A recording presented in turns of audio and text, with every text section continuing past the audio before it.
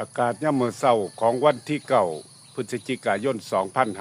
2568ครับพี่น้องอุณหภูมิก็อยู่ที่24องศาครับอยู่หัวอยู่สวนของพ่อใหญ่นรงค์เนาะตื่นขึ้นมาก็บ่ได้เฮ็ดอีหยังดอกครับกิจวัตรประจำวันมาเจียไก่ให้เหี่ยหมาคือเก่าแล้วล่ะอากาศมันดีเรียกว่าสดชื่นสดชื่นเนาะสำหรับผู้ใดที่มีบ้านสวนหรือมาพักผ่อนอยู่บ้านสวนความรู้สึกนี่ผมว่าอาจสิมีอยู่กับทุกคนครับพี่น้อง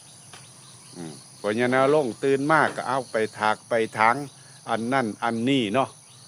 มองใดมันหกเมื่อวานนี่ฝนก็ตกมากครับตกแห้งพายุอีหยังพายุคันแมงอีหยังคันแมกีบ่แม่นแม่คันกี่เด้คันแมกีนะครับซื้อกระเพรายากเห็นเบิ่งทั้งข่าวทั้งเขมรทั้งฟิลิปปินส์ว่าโอ้ยก็ตกคักเนาะพี่น้องเนาะน้ำท่วมแห้งว่าซั่นต่อแต่ว่าทั้งอำเภอหนองเรือจังหวัดขอนแก่นนี่มันก็บ่เท่าใดดอกมันก็บ่ได้แห้งดอกเขาว่าปลายมันครับพี่น้องฉะนั้นก็เอานะครับก็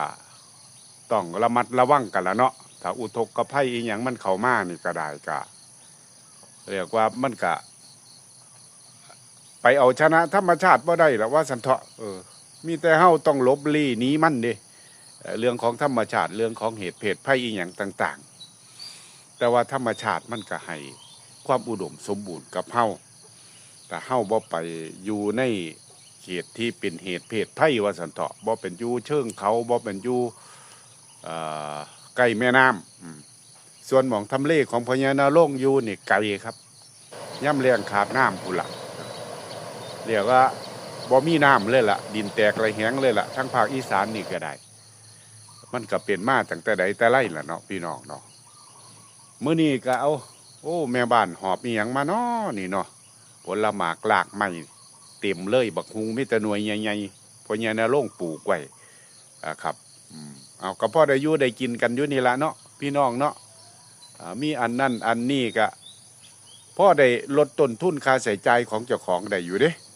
เฮ็ดหัวเฮ็ดสวนนี่ก็ได้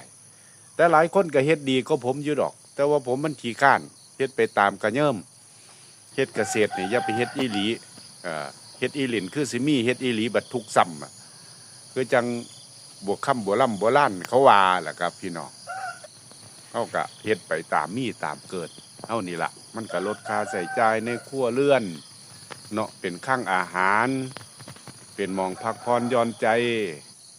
เรียกว่าเป็นโรงพยาบาลสุขภาพจิตเท่ากับว่าได้ว่าสันเถาะบำบัดจิตเท่านี่แหละคือความดีของธรรมชาติครับแล้วก็เฮ็ดให้จิตใจเฮาสงบมาอยู่บ้านสวนมันก็บ่มีเรื่องวุ่นวายไส้สักอีหยังใดๆที่มากวนประสาทเฮายกเว้นว่าสังคมข้างนอกที่เฮาเข้าไปยุ่งเกี่ยวพอเฮายุ่งเกี่ยวกับสังคมคนมันหลายแม่นบ่ล่ะมันก็น่าคิดตังหลายปากหลายเว้าหลายความคิดเห็นบางประเด็นก็เรียกว่าจักเท็จจริงประการใดก็เว้าต่อๆกันไปถ้าเรื่องดีก็ใครเรื่องบ่ดีก็เอามันก็ขึ้นอยู่กับผู้ฟังกับผู้เว้านั่นล่ะผู้เว้าสิถ่ายทอดในเรื่องใดให้คนฟังหันถ่ายทอดในเรื่องดีก็ดีไปหันถ่ายทอดในเรื่องที่บ่ดีผู้ฟังก็ได้รับการสื่อสารที่บ่ดีไปตามกันฉะนั้นพญานาคถึงเว้ากับพี่กับน้องที่เป็นFCที่ติดตามนี่ถ้ามักความสงบมักแบบเรียกว่าสันโดษแต่บ่ได้โดดเดียวเด้ครอบครัวเฮายังอบอุ่นอยู่คือเก่าเฮาอาจสิเป็นคนแรกที่มาบุกเบิกในครอบครัวของเฮานั่นพอหลังจากนั้นมันอุดมสมบูรณ์มันเพียบพร้อมไปเบิดทุกอย่างแล้วเข้ากับเป็นหม่องพักผ่อนให้ลูกให้หลานให้เพื่อนพ้องน้องพี่ของเฮาว่าสันเถาะได้มาเยี่ยมมาชมมาพูดมาคุยแม่แหลกเปลี่ยนทัศนคติอีหยังต่างๆกันเฮ็ดให้เฮาเนี่ย